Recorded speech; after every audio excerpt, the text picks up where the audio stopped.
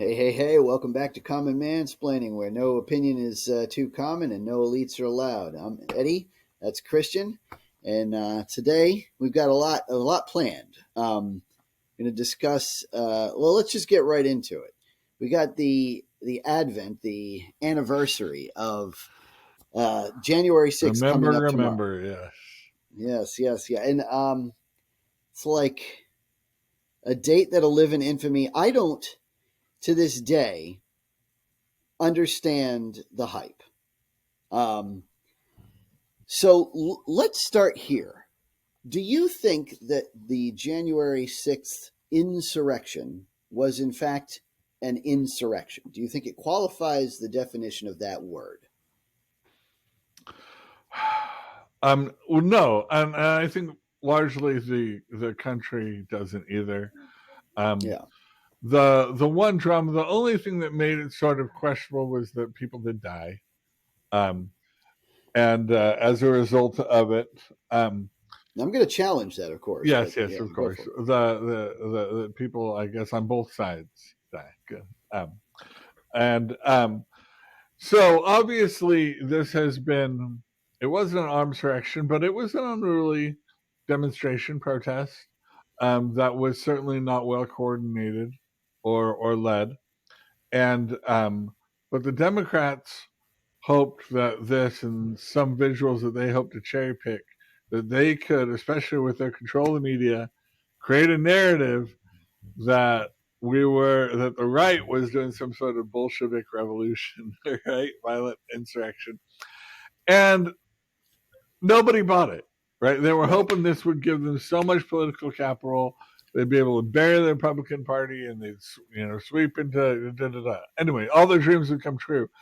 And they protested too much. They tried to make too much out of it. What they needed was to undersell it and let people say, well, maybe it's a little more than that, or I don't know. But they so oversold it. They so went so much more. People are like, whoa, whoa, whoa, whoa. Right, The right. Well, visuals of, the left, yeah, the left bought it, right? I mean, that's yeah, unfortunately that's the story of basically everything today. It's that you could come up with a story that's just so far fetched that no one would possibly believe it. But if you put it on Fox News, then the right will. And if you put it on MSNBC, the left will. It's like it almost doesn't even matter what you say. It's if Trump says it, then everybody on the right it will be has like, oh well, credibility on the right. Yeah. perfectly all right because da da da da da da da. And Trump says, and if the left says it, then it's like, it's like I don't. There's a lot of whataboutism too. Anytime a side gets caught doing something that is looks bad for them, the first thing, well, what about when you did Yeah, this? yeah, exactly. The first time is the moment January 6th came up, it was like, but the Black Lives Matter riots, but the Antifa riots, but the da da da da da. And I Yeah, mean, sure, every single one of those issues is probably, one thing that I would like to say for the record is sure. that anytime something comes up and we have this tendency to compare it to other things, I think that's fair play.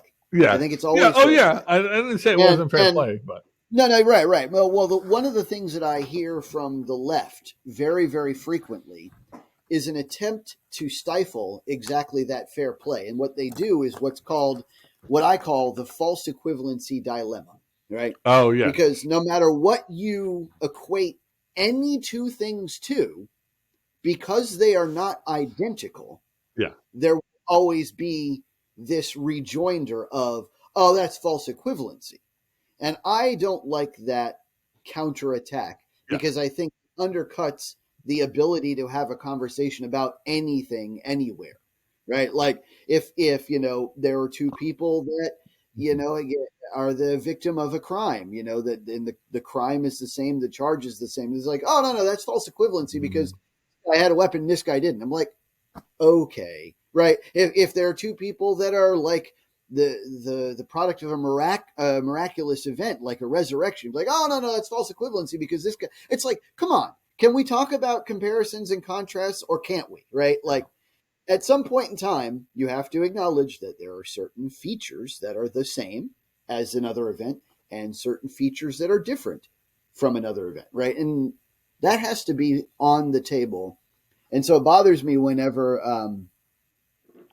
like it's one thing when the the topic is constrained, and I think that we can very easily do that. Like it's very easy to say, all right, I'd like to talk about specifically Trump's administration, what he did right, what he did wrong.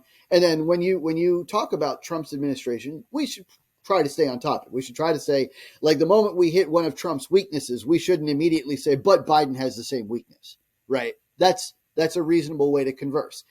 But if the topic is failures in the military, and we talk about like something that Trump did, where he bombed Syria and maybe he shouldn't have, then it's definitely fair game to discuss other failures in the military, like the failed withdrawal from Afghanistan, or other things of that nature, right? So the topic of conversation, I think, should control part of how you're able to perform these whataboutisms.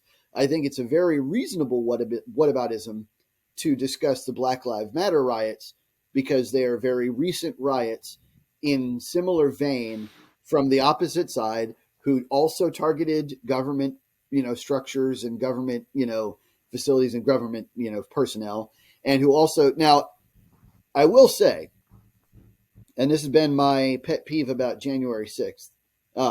Obviously, it was handled horribly from start to finish by the authorities. And I believe, and maybe I'm wrong to think this, but I believe that the moment they broke through the very first barricade, they should have started kneecapping people, and that would have ended the entire thing right away. That's just my opinion. But you mean with guns, like just shooting people's kneecaps? Yeah, I mean, so, like with rubber, rubber bullets, I think the moment they broke the first barricade, we should have said, like, this is a breach of security at the White House. Clack, clack, clack, clack, clack. Capitol. Yep. So the interesting thing is that if they fire their weapons, they're supposed to always fire to kill. Like if they're not under feeling threatened, like for their lives, they should not be holstering their weapons. It's actually against your civil rights for a cop to shoot at you and take out your kneecaps rather than to shoot to kill you. Because if they, well, you can the lawsuits. I disagree wholeheartedly. Well, yeah, but the lawsuits are like if you're committing some crime or you're attacking a cop and he decides he has a shotgun that he can either kill you, but he shoots and takes out your kneecaps. Right. Then the justifications, at least the legal precedent, is that he wasn't in lethal danger and he could have used other methods to. Right. That's a different set of circumstances and a different set of protocols. So, like, for example, if I am running at a police officer, right, with a knife or something like that. Then of course, a knife. Well, when the police officer draws his weapon, he should be expected to return with lethal force because I'm presenting lethal force. But if there's a situation where, like, for example, this one exactly, where there are like 8 or 10 police officers to 100 people, nobody's presenting lethal force, but it's required that you need to disable a person in order to actually maintain the tactical advantage. That's absolutely within protocol, and it's in every police officer's playbook. It was in the MP's playbook when I was in the military, and I stood. Military. I think everything is. But civil policeman is not the same as. I get that, but I guarantee you, I could find you a field full of protocols where a police officer is allowed to draw a weapon to disable, like 100%. Now, I'm not saying that this is necessarily like each and every case in this incident would have qualified, right? Like each barricade would have been different. Each individual interaction would have been different. We're talking about lessons learned. So you're saying as soon as the infection goes down, that there need to be immediately violent consequences from the authorities to get people's attention that this was being if they intended it to be peaceful, it was being taken as aggressive. Well, see, the moment you break a barricade to get into a government facility, it is no longer peaceful. End of story.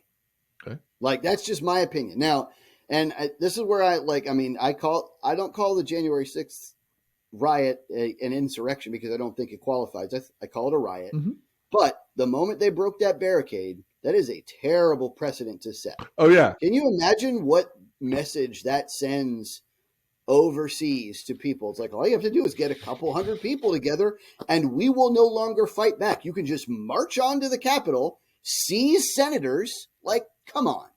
We should have set the record straight right then and there that this kind of behavior is not acceptable, regardless of the circumstances that led up to it, regardless of the circumstances that might have been in play on the ground. We should have said, no, the first person that broke the barricade, they should have been put on the ground and put in cuffs. And if the other people started like charging, that's when blah, blah, blah, blah, blah, blah, kneecap every single person that comes across. And I guarantee you, after you do that 4 times, everybody else just disappears. They all start running. They all leave the scene. And then that's it. You have is this a justified shooting or not case? And then we're done. And the whole thing goes away. It's true. I mean, we would look at it differently. I know police officers and military people are very reluctant to fire on American citizens that are protesting, sure. And that precedent had been set by the many protests all throughout 2020. We talked about the BLM and George Floyd. I think we should have mistakes. Yes. I think we should have learned the lesson to not have protests at the Capitol during a constitutionally required event, such as certifying votes, things like that. And I would imagine that I hear that DC is on lockdown. You want to go? You want to head up to DC tomorrow? With the rain, I'm not working. I want to run a road trip up there. You're absolutely right. My kids and I visited DC after this, at one point, and there's just no way to even get even remotely close to any of the government structures anymore. Yeah. Like unless it's already open to the public, all of the others are closed. The White House is locked off. The Capitol building's locked off. Everything's sealed. But yeah, no, I mean, I think it's wouldn't. To be fair, right? Like, here's where I'm going to draw the false equivalency card myself. It is different if somebody is charging a government event, right? Like if Trump were speaking at an inauguration address, right? It takes on a whole different level of threat assessment, a whole different level of, SOP when it comes to what you can do in response to somebody breaching a barrier, right? Same thing for the reason we're mad about the assassination attempt on Trump is because we didn't address it the way that we ought to, even though the seriousness of the event warranted such a response. Like Crooks shouldn't have made it where he did, right? And the same thing I think is in play for that day. I think there were many things that we should have done, from the response on the ground to when Capitol Police requested, National Guard assistance. They shouldn't have been turned down. It should have gotten it immediately, to I could go on and on and on, but we made so many different mistakes that day from every level, from every direction, which is what, of course, that's anytime you look back, you've got that hindsight, right? You've got 2020. But now that I've said my piece about kneecapping people and ending it, I think it's important to note something else too, and that is who benefited most from the event. Because this is something that the left doesn't want to admit, right? Ultimately, the right lost many, many, many voters who were put in prison. Lost their credibility, yeah. Right? Lost their credibility. They lost their branding, right? It was a huge hit to the Republican brand. And the left was able to play this game for the rest of the, they're going to be pulling this card 20 years from now. That January 6th. Yeah. But people obviously don't buy it. And the right doesn't. Yeah. The right doesn't. Well, the center, right? Because this is that voted for Trump. They tried playing this, that Trump was going to be, a fascist who would take over power forever and all kinds of these hyperboles. They pointed to January 6th as sort of the evidence and laid these things at his feet that the center didn't buy. Right. And that the Trump's base was always going to be with them and the left was always going to be. But it's that middle portion, that the persuadable independents that ultimately looked at all the evidence and decided it wasn't much ado about nothing, but it was more they were making more of it than it was. Well, it's not even that. I mean, it is that. You're right. It Mhm. is definitely that they tried to overplay their hand. But the other side to this is that the fact that people charge the Capitol and Trump are two different things, right? Like, and I think people were able to easily separate that because of several key points. One of which is that Trump had held not one, but three rallies in that exact location in the last several months. And all three times, people showed up to his rally, heard him talk, then went over to the Capitol to protest peacefully and patriotically. Then they went to go see him again, and then went to go to the Capitol to peacefully and patriotically protest. And then they did it a third time, and he says, I know you, I mean, even in his speech, he's like, I understand that you all will probably be going from here to the Capitol. The reason he said that is because the last two times he did it, that's exactly what they did. Mhm. And they did the last two times peacefully and patriotically protest without any problems, without any barricade, breaching, without any assaults on police officers and stuff. So logically, there's just no reason why Trump would have any reason to assume that this time would be different. And I don't understand how anyone could even look at the situation and think that he might have, because it just doesn't make sense. Yeah. So that's one key point. Do you And think? the other, Yeah. Sorry. Go on. the other thing is to Trump's, if any failure to commit to peaceful transfer of power is on Trump's shoulders, it isn't that. It's his false slate of electors, which is, but again, that's a separate issue, and it really doesn't have anything to do with January 6th in total. And it was more, the faithless electors were more abandoning Hillary Clinton. So it was right, and trying to hope that if they voted for somebody else, that people would rally around him. But I mean, the last thing I'll say on this maybe is there's been rumors that when Trump gets in office, he'll pardon the January 6th convicted because of the precedent set by Joe Biden's. Yeah, right. He's already pardoned everybody else. Joe Biden's pardons, and the feeling that this was. Now, I would again be against a blanket pardon. I think each case should be adjudicated and evaluated, and have a brief written why this one in particular would justify such and such. But we'll see. It's a little bit. It's become a thing where people want to how history is going to remember it, how the narrative is going to remember it, and I think it's something that we should not expect that you could actually change the government by doing something like this. That you show up, right. That you're not going to create a legitimate government, and so with people and with the videos of people walking around peacefully inside the building and be escorted, like nobody was really trying to set up a new government or do a coup d'etat. People have seen coup d'etats in other countries. They know what coup d'etats are. So calling this a coup d'etat, people roll their eyes. It wasn't a coup d'etat, but it was a protest that turned into a riot with aims they didn't really want, but they wanted to voice their anger, displeasure, their feelings that right now we look back especially on some very shady voting irregularities, particularly to that one that they feel like we're being washed under the rug, or that the timeline wasn't allowing accurate or full adjudication. But we can go back to 2020. I mean, more than what we did, than re-electing Trump, and then giving him a chance to govern. But I do think hopefully both sides have learned, and we won't see something like January 6th again in our lifetime. Amen. Knock on wood. Now, would you be in favor? So I think one of the issues with January 6th too is that it seemed like we were very reluctant to let all of the video get out there. Probably partially because it kind of destroyed this narrative of this violent insurrection. But would you be in favor of a full review? Well, I mean, everything for history with perspective. Right now, it's still too recent enough, and Trump is in office. Mm-hmm. It still has too much current politics associated around it.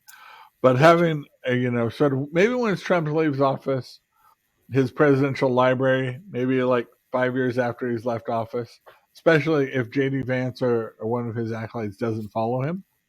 Ah, Then maybe a more, sober sort of full accounting and everything can be done.